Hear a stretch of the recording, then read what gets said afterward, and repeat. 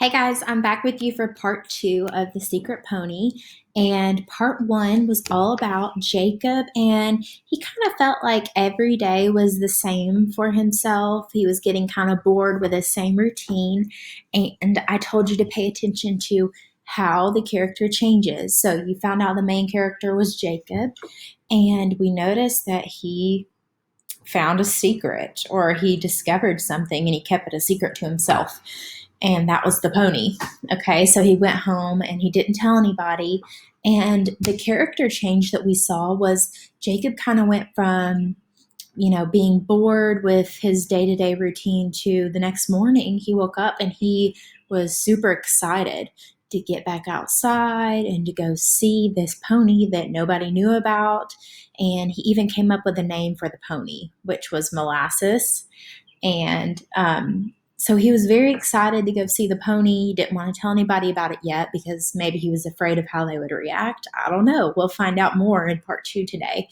But don't forget, that's our main thing we're thinking about is Jacob and how he changes as a character, as well as the different characters in the story. We want to think about their emotions and how they play into the story. Our vocabulary today, I want you to pay attention to the vocabulary words. I'm going to show you where they are in the story. So follow my screen right here. Our first vocabulary word is actually the word frisky. So watch my screen. Here it is in the story. On page 229, it says, Molasses always felt frisky after spending the night in the dark cave. When Jacob turned her loose outside, she charged toward him, not stopping until the last second.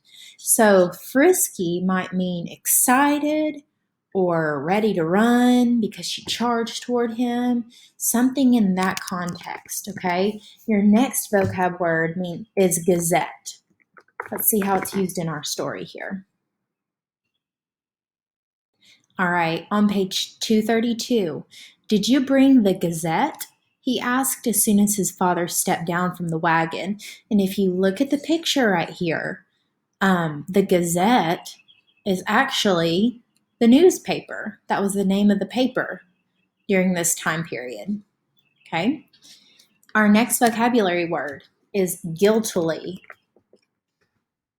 Ooh, I spelled that wrong. Guiltily. Okay, on page 230, you may have responded or looked at somebody guiltily before. Let's see. It says, You know that trick too well, Jacob groaned, picking himself up for the umpteenth time. Then he thought guiltily, I wonder how many times you tried that on your real owner.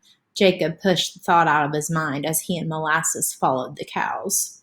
So guiltily, the root word is guilt or guilty. So when you respond or you act guilty about something, it means that you may have done something wrong. Okay.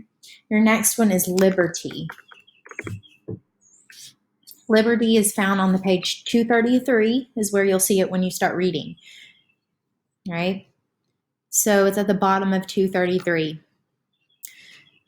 17 June 1742, strayed about 2 months ago from the northern liberties of this city a small bay mare branded I.W. She, being but little and barefooted, cannot be supposed to have gone far. Therefore, if any of the town boys find her and bring her to the subscriber, they shall for their trouble have liberty to ride her whenever they please. William Franklin.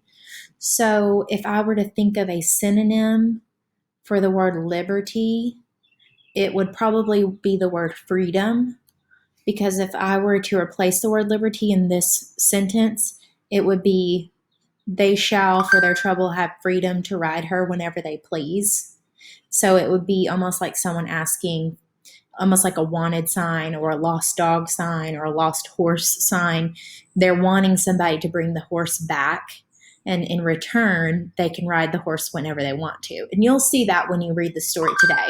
Okay, so your assignment, predict what the outcome is going to be in the story. You're reading the middle part, and I want you to predict the ending. Okay, and then pay attention to your vocabulary words. So you're going to read all the way to page 233, right? Okay, have fun reading. Bye, guys.